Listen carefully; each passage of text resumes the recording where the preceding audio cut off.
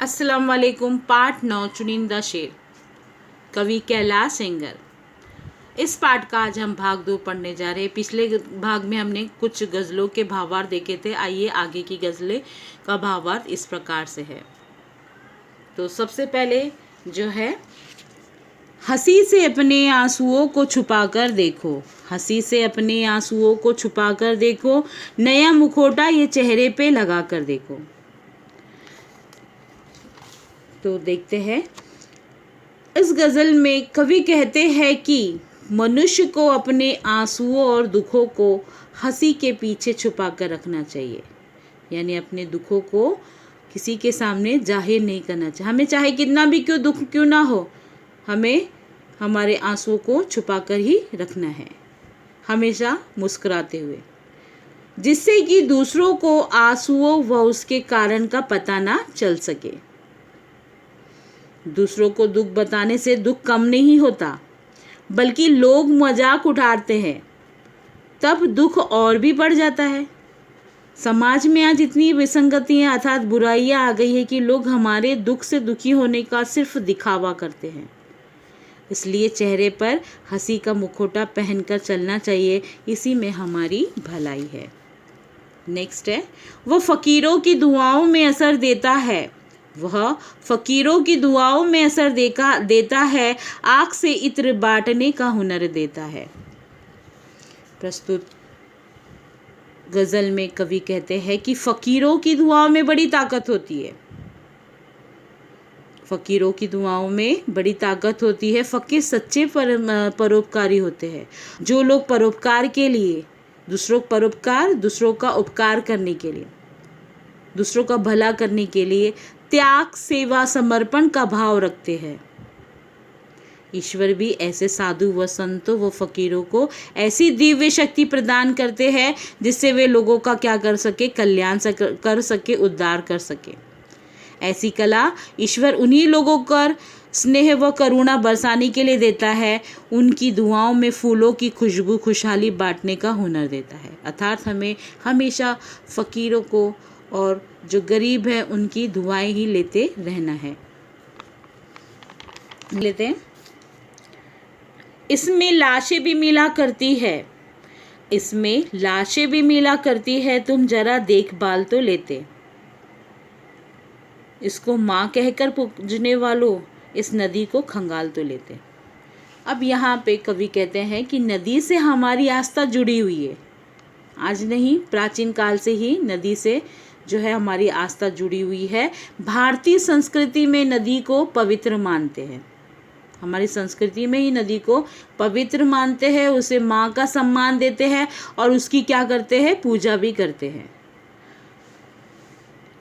तो हमें उसकी स्वच्छता व गरिमा का भी ध्यान रखना जरूरी है, ये हमारे नैतिक जिम्मेदारी है। लेकिन लोग उसमें लाशें व कूड़ा कचरा डाल देते हैं, जिसके कारण नदी का जल अस्वच्छ और दूषित हो जाता है। नदियाँ हमारे संस्कृति की पहचान है, ये हमारे जीवन का एक स्वरूप है। इन्हें साफ सुथरा व स्वच्छ रखना ही सच्ची हमारी क्या है, पूजा है। नेक्स्ट, जब भी पानी किसी के सर से गुजर जाएगा, जब भी पानी किसी के सर से गुजर जाएगा, तब वह सीने में नहीं आग ही लगाएगा। यहाँ कवि कहते हैं कि मनुष्य में अन्याय और अत्याचार सहने की एक सीमा होती है, एक हद होती है, एक सीमा तक ही अत्याचार सह सकते हैं। जब उसकी सहन शक्ति समाप्त हो जाती है, तब वह क्या हो जाता है, विरोधी या विद्रोह की ज्वाला उसके अंदर धधक उठती है, और ऐसे में वह आवेश में आकर मनुष्य विवेकहीन हो जाता है, अपना आपा खो देता है, संतुलन खो देता है, और यही से हमारे सामाजिक परिवर्तन की क्या हो जाती है, शुरुआत हो जाती है। नेक्स्ट देखेंगे, आँखों में बहुत बाढ़ है, आँखों में बहुत बाढ़ है, शेष सब कुशल, जीवन नहीं आषाढ़ है, फिर शेष सब कुशल।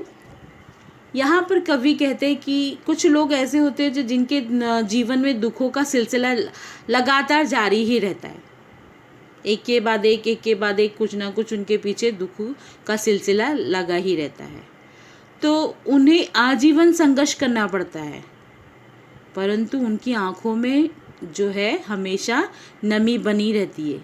फिर भी उस नमी को छुपाते हुए, बहुत से लोग ऐसे होते अपनी जो है दुख को छुपाते, उनकी आंखों की जो नमी है, आंसू, उसके पीछे जो आंसू है, दुख के जो आंसू है, वो छुपाते हुए सबके सामने सब कुछ क्या करते हैं, कहते हैं कि सब कुछ सामान्य है, सब कुशल मंगल है, ये दिखाने की कोशिश करते हैं।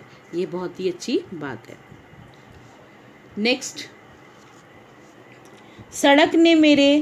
सड़क ने जब मेरे पैरों की उंगलियां देखी, सड़क ने जब मेरे पैरों की उंगलियां देखी, कड़कती धूप में सीने पे बिजलियां देखी। तो यहाँ देख लेते हैं, कवि कहते हैं कि ज़िंदगी में छोटे छोटे दुखों को पाने के लिए कई लोगों को जो है उनके जीवन में सुख समृद्धि जीवन का पर्याय बन जाता है। सभी लोगों की चाह होती है कि उनका जो जीवन है वो सुखमयी हो, और वो उसे सुख बनाने के लिए, सुखी बनाने के लिए पूरी भरकस कोशिश करते हैं। कवि के भी पैरों की उंगलियां, उनके जख्म, छाले मानो कवि की संघर्ष गाथा को बयान करते हैं कि किस प्रकार से उन्होंने संघर्ष करके अपने सुख समृद्धि हासिल की है। इन पैरों को देखकर खुद सड़क भी हैरान है, अर्थात कवि के सीने में छुपे दुख व व्यथा को भी वह सड़क ने देख लिया है, और साथ ही उसमें जो साहस था उसका भी अनुमान लगा लिया है कि विषम परिस्थिति में भी कवि का जो क्या था कि मन अडिग रहने वाला है। मतलब हमें कभी भी अपने ज़िंदगी में हमें हारना नहीं, अपनी सुख समृद्धियों के लिए हमें कड़ी मेहनत करना है, तभी क्या है हम क्या हो सकते हैं, सफल हो सकते हैं। आइए नेक्स्ट देखते हैं। सांस हमारी हमें पराए धन सी लगती है, सांस हमारी हमें पराए धन सी लगती है, साहूकार के घर गिरवी कंगन सी लगती है। यहाँ पर कवि कहते हैं कि हमारी सांसें जो है पराए धन के समान है, दूसरों के धन के समान है, जिस पर हमारा नियंत्रण नहीं है, कोई कंट्रोल नहीं है, जिस पर हमारा कोई अधिकार नहीं है। हमारी सांसों पर हमारे ईश्वर का नियंत्रण है, हमारी सांसें हमारे ईश्वर के हाथों है। कवि ने को ये सांसें साहूकार के पास रखे गिरवी कंगन के समान लगती है।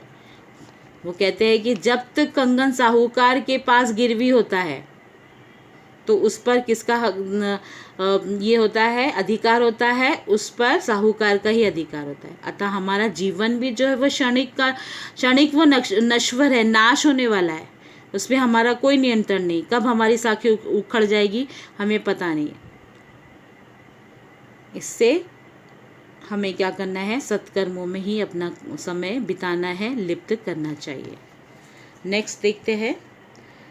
किसी का सर खुला है तो किसी के पाँव बाहर है, किसी का सर खुला है तो किसी के पाँव बाहर है, जरा ढंग से तू अपनी चादरों को बुन मेरे मालिक।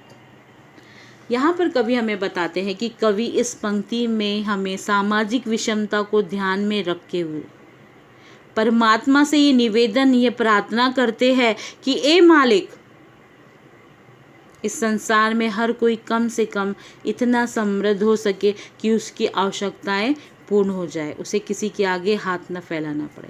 जिस प्रकार से आज समाज में विषमताएं पनप रही है, वह देखते हुए अपने मालिक से क्या करते हैं, विनती करते हैं कि इस संसार में सभी कैसे रहे, समृद्ध रहे, सभी की आवश्यकताएं पूरी हो। और साथ ही मनुष्य को ये संदेश देते हैं कि हमारी चित्ती चादर देखकर ही हमें पैर पसारने चाहिए, अर्थात हमारे पास जितना है उसमें ही संतुष्टि रखना चाहिए। असंतुष्टि से हमारे संसार में हमें हंसी का पात्र भी बना देती है। नेक्स्ट देखते हैं।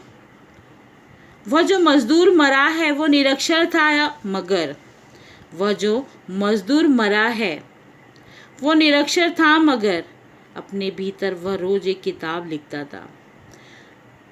यहाँ पर कवि ने बताया है, कवि कहते हैं कि कल जो भूख और बीमारी के कारण जिस मजदूर की सांसें बंद हो गई है वो अनपढ़ था, वो पढ़ा लिखा नहीं था, निरक्षर था, उसे कुछ नहीं आता था, परंतु उसमें भी जो थी अनगिनत सपने थे।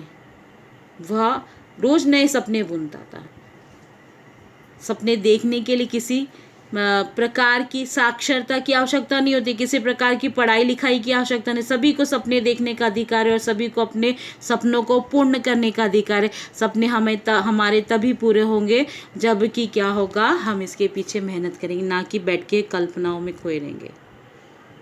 यहाँ पर कवि कहते हैं कि वह मजदूर जो था वह अनपढ़ तो था, निरक्षर भी था, परंतु वह अनगिनत अपने सपने सजाए हुए था। सपने देखने के लिए कोई पढ़ाई की जरूरत नहीं होती। वह रोज अपनी इच्छाओं आकांक्षाओं में जैसे मानो किताब लिखा करता था। तो हमें सपने तो देखना है, पर हमारे सपनों को पूरा करने के लिए हमें कड़ी मेहनत भी करना है। इस प्रकार से ये हमारा चुनिंदा शेर पाठ जो है वह क्या हो चुका है, समाप्त हो गया है। आगे के नेक्स्ट पार्ट में हम मिलते हैं। धन्यवाद।